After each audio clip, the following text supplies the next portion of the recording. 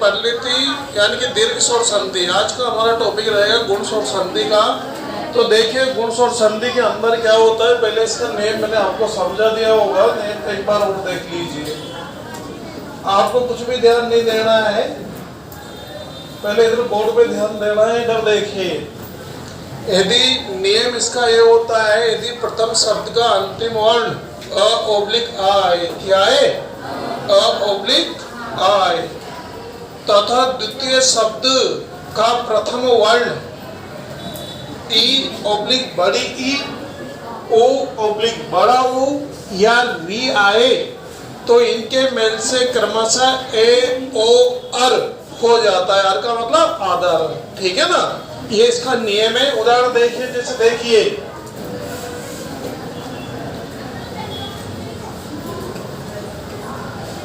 पहला नियम देखिए, रमेश, तो ये क्या हो जाएगा, रमा प्लस ईश।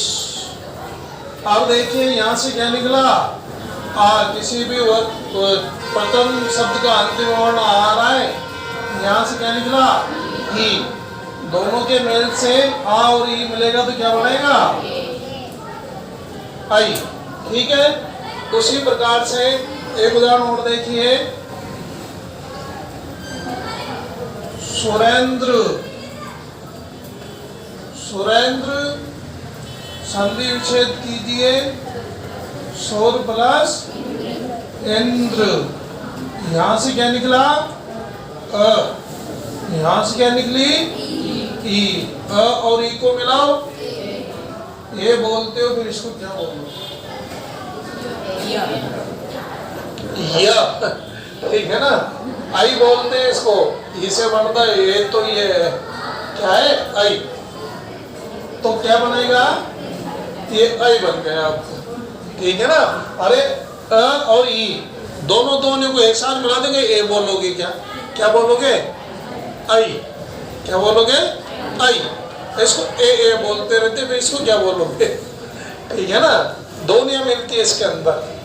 ये पहला हमारा जो सूत्र था, उसका पहला डिजिट है, जैसे मैं शॉर्टकट भी लिख देता हूँ यहाँ, प्रथम शब्द का अंतिम वर्ण अ ओब्लिक आ है, उसके बाद क्या है, ए ओब्लिक बड़ी ई आए तो आई में बदल जाता है। उसी प्रकार से सेकंड डिजिट है, अ आ के बाद ऊ ओब्लिक क्या है, बड़ा ऊ आए तो छोटे औ में बदल जाता है।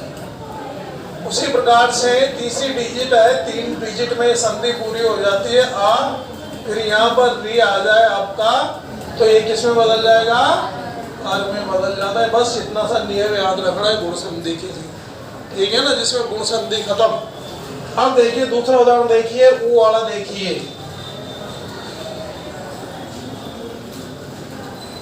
देखिए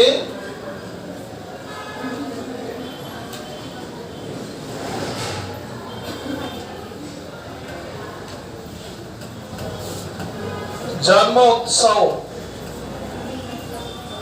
तो तोड़ो इसको, जन्म प्लस उत्सव। अब यहाँ पर अ निकलेगा और यहाँ क्या निकलेगा, ओ। अ और ओ मिलेगा तो इन दोनों के मेल से क्या बनना चाहिए, ओ बनना चाहिए, ये बन गया आपका ओ, ठीक है। री मिलेगा तो क्या बनेगा, इसका भी उदाहरण देखिए, ये देखिए, शीत ऋतु, शीत ऋतु। अब अंतिम वर्ण क्या आएगा, अ, और द्वितीय शब्द का प्रथम वर्ण री, दोनों को मिलाओ, अ और री को मिलने पर ये क्या बनेगा, अर। अर का मतलब आधार, तो शब्द क्या बन जाएगा आपका, क्षेत्र ऋतु, शीत ऋतु। ये बात समझ में। तो अब आप इसका नियम लिखिए, गुण संधि का लिखा देते, मैं नियम नहीं लिखाया, लिखो, लिखा दिया, केवल उदाहरण लिखने हैं, तो फिर उदाहरण लिखिए।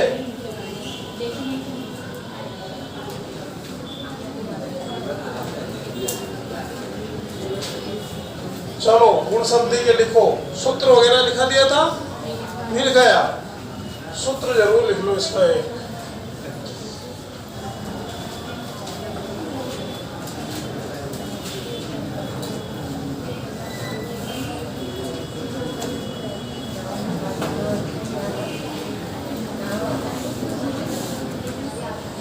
लो।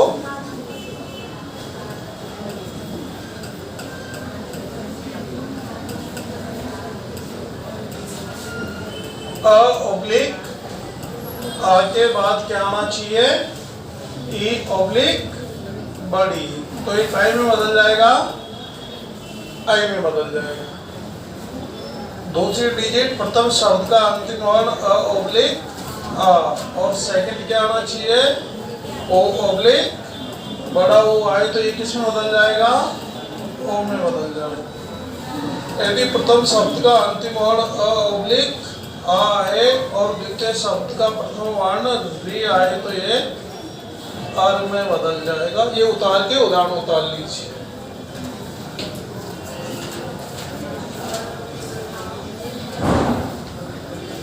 सूत्र उतार लो, उदाहरण ऐसा करना, बाद में उतारना, एक संधि और समझा देता हूँ, ठीक है ना, फिर उतारने का काम करेंगे बाद में, क्योंकि इसमें टाइम लगेगा। उतार लिया सूत्र, अब अगली देखो।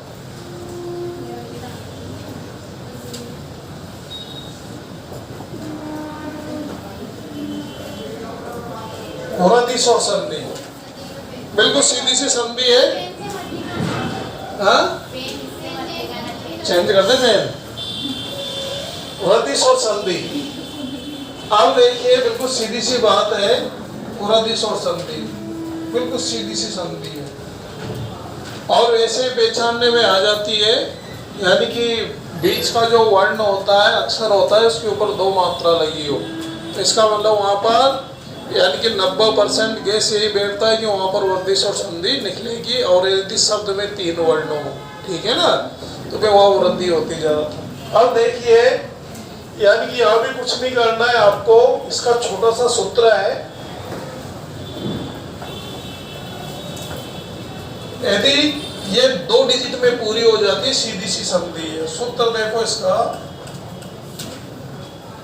यदि प्रथम शब्द का अंतिम वर्ण अ ऑब्लिक आय, क्या है, अ ऑब्लिक आय, तथा द्वितीय शब्द का प्रथम वर्ण आई या बड़ा आई आए, तो दोनों के मेल से क्या हो जाएगा, बड़ा आई बन जाएगा, ठीक है ना।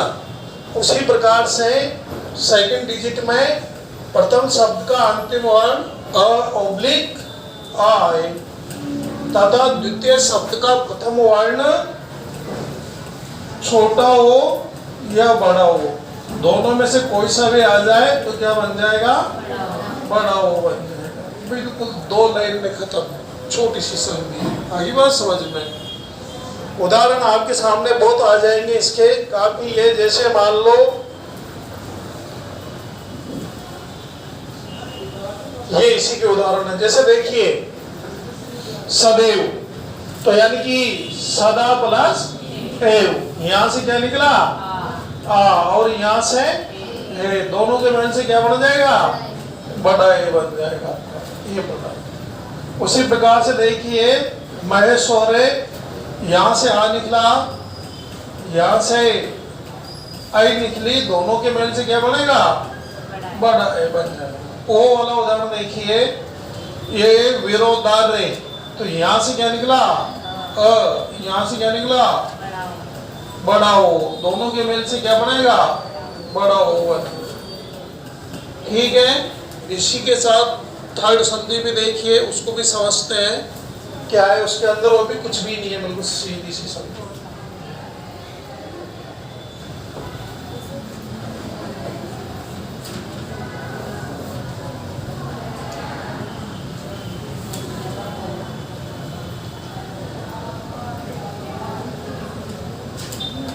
नाम नहीं है, केवल यहाँ उदाहरण है, नाम का ऊपर है क्या, हाँ ये रहेगा। एनसोर संधि, इसको समझो।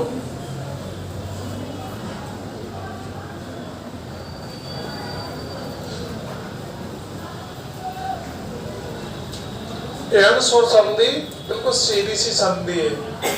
यदि प्रथम शब्द का अंतिम वर्ण, यानी कि इसका एक सूत्र याद रखना है आपको, यदि प्रथम शब्द का अंतिम वर्ण क्या है, एंड संधि के अंदर ई ऑब्लिक बड़ी ई या ओ ऑब्लिक बड़ा ओ, या फिर क्या आ जाए, वी आ जाए, तथा द्वितीय शब्द का प्रथम वर्ण क्या आ जाए, असमान स्वर। असमान स्वर आने पर, यानी इनके बाद द्वितीय शब्द का प्रथम वर्ण क्या आ जाए, असमान स्वर आ जाए। तो असमान स्वर आने पर यानी कि ये क्रम से कैसे बदल जाएंगे, यानी कि ई या बड़ी ई, इसके सामने असमान स्वर आ जाए। असमान स्वर का मतलब जैसे अ आ जाए, ओ आ जाए, कुछ भी असमान स्वर आ जाए तो ये किसमें बदल जाएगा, या ये वो किसमें बदल जाएगा, वह ये किसमें बदल जाएगा, 3 डिजिट में संधि खत्म है आपकी, यानी कि ए व र में बदल जाता है। इसकी परिभाषा है, यदि प्रथम शब्द का अंतिम वर्ण ई ऑब्लिक बड़ी ई आए, या उ ऑब्लिक बड़ा उ आए, या री आए ऋषि वाला, तथा द्वितीय शब्द का प्रथम वर्ण कोई सा भी असमान स्वर आ जाए। क्या है, असमान स्वर आने पर यानी कि क्रमशः ए व र में बदल जाते हैं। आगे बात समझ में, उदाहरण देखिए,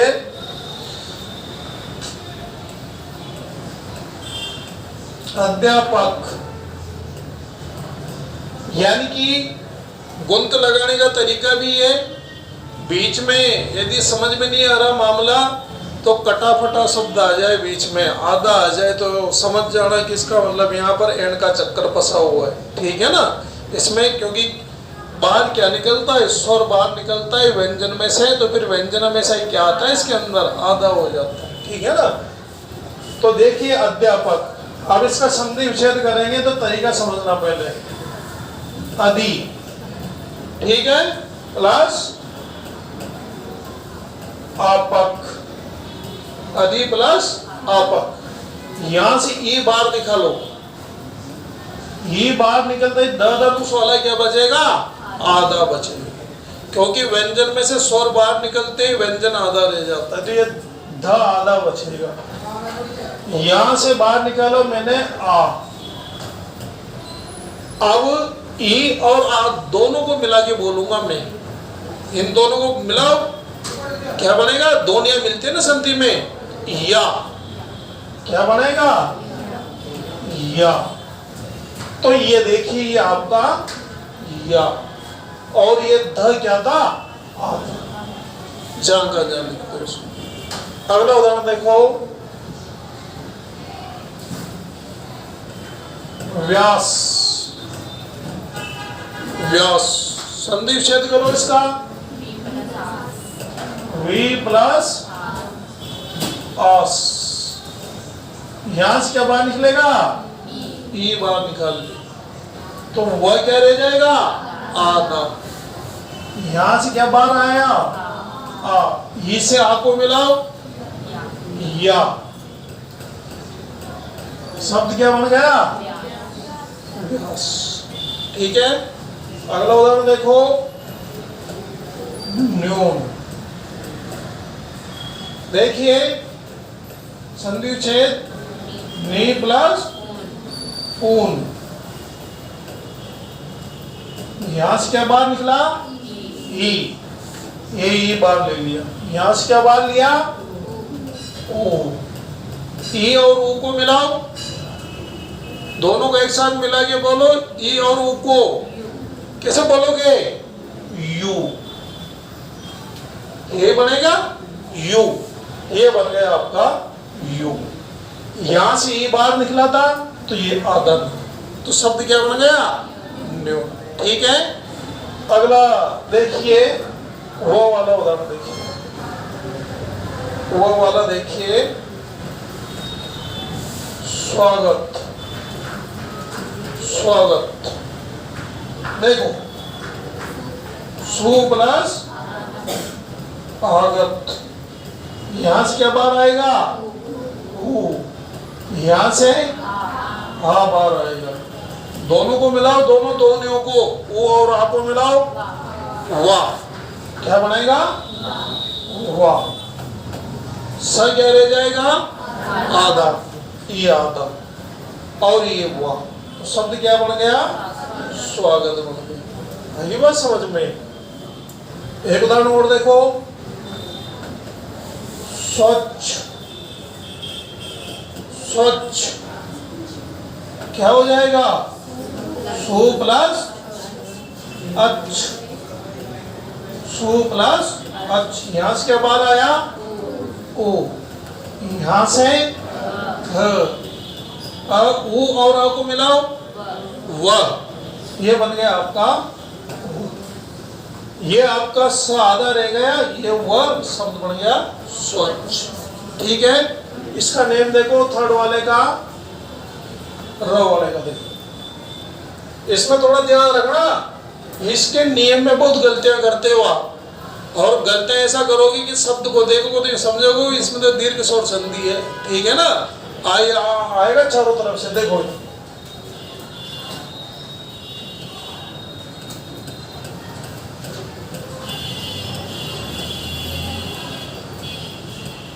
मात्रा ज्ञा, फर्स्ट नजर में आप देखोगे तो चौंक जाओगे और संधि लगा बैठोगे। कौन सी? दीर्घ स्वर संधि, क्योंकि आ नजर आएगा चारों तरफ। पहली बात समझ में, मगर यहाँ होता नहीं है दीर्घ। देखो कैसे बनेगी, इसका संधि विच्छेद करो। मातृ प्लस आज्ञा। यहां से क्या बाहर निकला? वी। यहां से क्या बाहर निकला? आ। अब देखिए तो क्या बचेगा? आधा। अब हमने री और आ को बाहर निकाल लिया। अब री और आ जब दोनों मिलेंगे तो किस में बदलते हैं? ये र में बदलते हैं। तो किस में बदलना है इनको?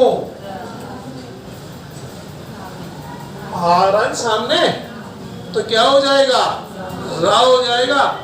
मगर क्योंकि हमारे पास सामने क्या है? त है, पास में त है ना, क्योंकि त आधा बचा हुआ है हमारे पास। ये त क्या बचा हुआ है? आधा बचा हुआ है। अब इन दोनों को एक साथ मिलाएंगे, त को रा को एक साथ मिलाकर लिखेंगे ना, तो यानी कि अब इसको कैसे लिखेंगे? क्योंकि हिंदी में नियम है, जो होता है वो दिखता नहीं है, और जो दिखता है वो होता नहीं है, और जो टांग में लगता है वो पूरा होता है हमेशा ही। ठीक है ना? जो आपको पूरा नजर आएगा वो तो आधा ही होता है, और जो भी नीचे टांग में घुसेगा वो क्या होगा? पूरा होगा। तो यहाँ त तो आधा है, रात तो क्या है? पूरा है। तो घुसाओ इनको, इन दोनों वर्णों को एक साथ मिलाएंगे। ठीक है, ये लिख दिया मैंने त, ठीक है ना? ये लिख दिया र, और ये आ की मात्रा लगा, क्या बन गया? ये त्र। इस प्रकार से ये बनेगा त्र। एक उदाहरण और देखो, फिर ध्यान से देखना, यही चक्र पटकता है परीक्षा में, इसी उदाहरण को टिकाता है बार बार।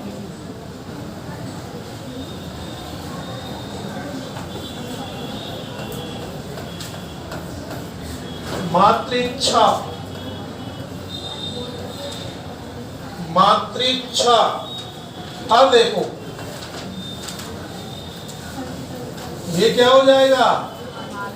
मातृ प्लस इच्छा। यहां तक कोई दिक्कत नहीं है। अब शब्द कैसे बनेगा इसको देखो, यहां से क्या बाहर निकाला? री। इसके बाहर आएगा, यहां से क्या बाहर आएगा? ई बाहर आएगा। ठीक है, री से ई मिलाओ, र कैसे बनेगा? क्या बनेगा? री। ये बनेगा, ये बनेगा ना री। ई की मात्रा लग रही है ना, तो इससे तो र बन गया, री से तो र बन गया। सामने ई आ रहा है तो इससे छोटी ई की मात्रा लगेगी। अब क्योंकि हमारे पास क्या बचा हुआ है? यहाँ पे आधा त बचा हुआ है, ये मामला हो रहा है हमारे पास, ये हो रहा, ठीक है। अब इन दोनों वर्णों को मिलाएंगे, तक और री को, तो कैसे लिखूंगा मैं इनको? ये तो आधा तक, ये र, और ये जाएंगे त्री, शब्द बन गया मातृ। ये 3 डिजिट की संधि है। आगे बात समझ में आ गई? ठीक है, अब हम उदाहरण लिखना प्रारंभ करेंगे। 2 संधि हमने समझ ली, उदाहरण आपके सामने बहुत सारे भी आ जाएंगे। स्वयं इंप्लीमेंट करके देखना, नियमों को लगा के देखना। इसका नियम आएगा और मैं ऑफलाइन लिखा दूंगा आपको, ठीक है ना।